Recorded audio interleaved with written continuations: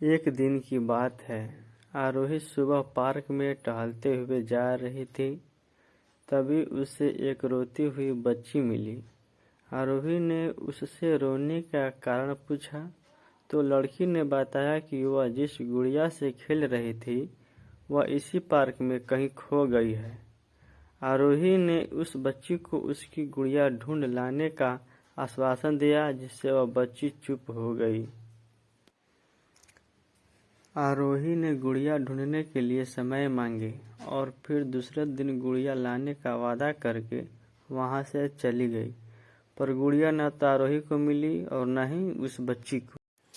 आरोही ने गुड़िया की तरफ से एक काल्पनिक पत्र उस बच्ची को लिखी और जब वह बच्ची पार्क में गुड़िया पाने की आशा में आई तो आरोही ने वह पत्र उस बच्ची को पढ़कर सुनाया। पत्र इस प्रकार था, कृपया रोना मत, मैं समय समय पर उस गुड़िया के बारे में तुम्हें लिखती रहूंगी, बस तुम रोना मत।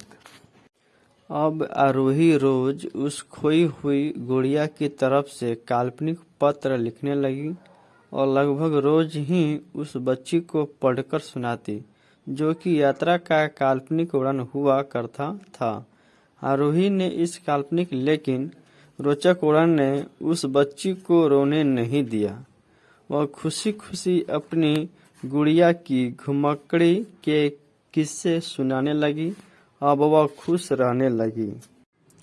एक दिन जब काफी कहानियां हो गई तो आरोही ने एक दूसरे गुड़िया उस बच्ची को लाकर दी।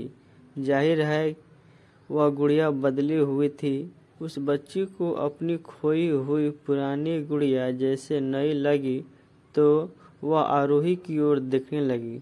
आरोही अनजान बनते हुए गुड़िया में चिपकी एक चिट को निकाल कर पढ़ने लगी। उसमें लिखा हुआ था, यह मैं ही हूँ, तुम्हारी वाली गुड़िया जो पार्क में खो गई थी।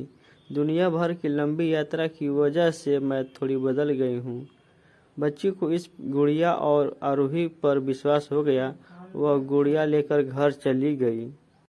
बरसों बाद जब वह बच्ची बड़ी हो गई तो एक दिन वह अपनी अलमारी में कुछ ढूंढ रही थी तो उसका ध्यान उसी गुड़िया पर गया जो आरोही ने उसे दी थी। बचपन की बातें याद करके वह हंसने लगी। उसे अब समझ आ चुका था